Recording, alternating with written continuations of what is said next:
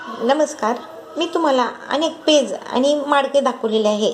तर आज मी तुम्हाला जे दाखवलेला माडगं जे आहे ते हुलग्याचं माडगं आहे।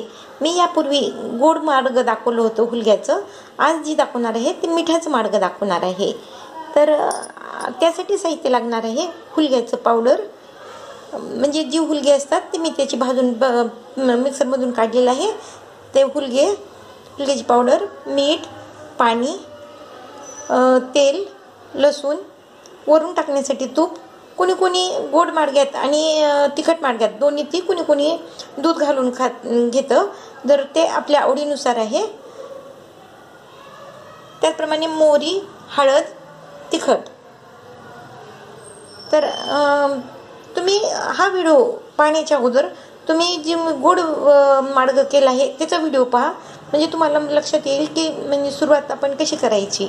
हुलगे जे असतात ते मी प्रथम भाजून घेतलेले आहेत आणि भाजून घेतल्यानंतर त्याचं मिक्सरमधून पावडर काढलेली आहे।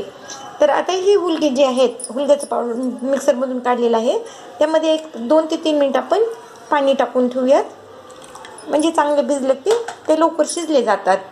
तर आपण फोडणी टाकून घेऊयात।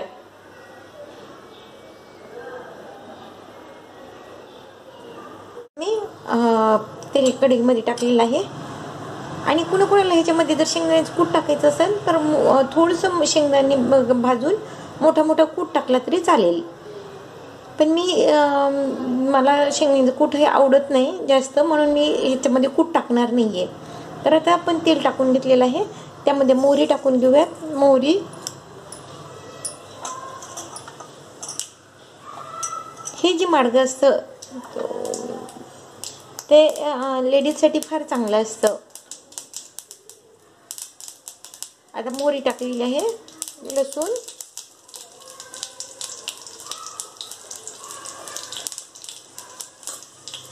हळद, त्यामध्ये आपण पाणी टाकून घेऊयात।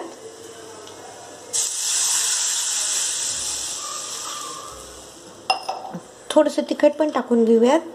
तिखट हे चवीनुसार टाकायचं आहे। तुम्हाला जर मिरची आवडत असेल तर मिरची पण टाकू शकतात। त्याचप्रमाणे आपण त्यामध्ये मीठ, चवीनुसार मीठ टाकून घ्यायचं आहे।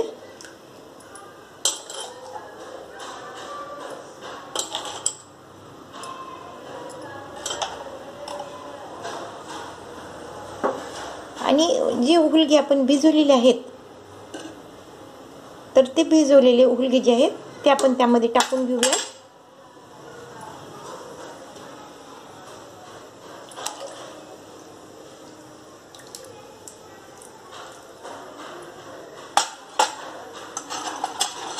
आणि हे जे हुलग्याचं माडगं आहे ते सतत हलवत राहायचं, जेणेकरून छान शिजलं जायला पाहिजे आणि कढईला पण नाही चिटकायला पाहिजे। तर आपण हे मंद आचेवर शिजू देऊयात। हुलग्याचं माडगं जे आहे ते आता शिजत आलेलं आहे।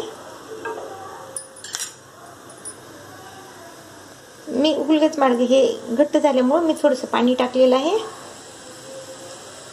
तर आता हे आपण चांगल्या प्रकारे शिजू देऊयात।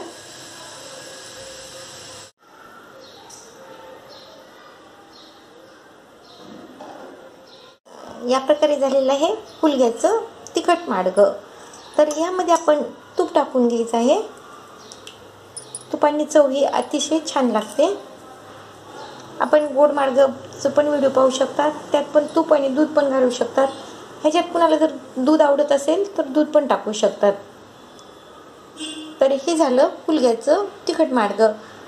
तुम्हाला जर हा व्हिडिओ आवडला असेल तर लाईक करा, शेअर करा, सबस्क्राईब करा आणि कमेंट्स करा। धन्यवाद।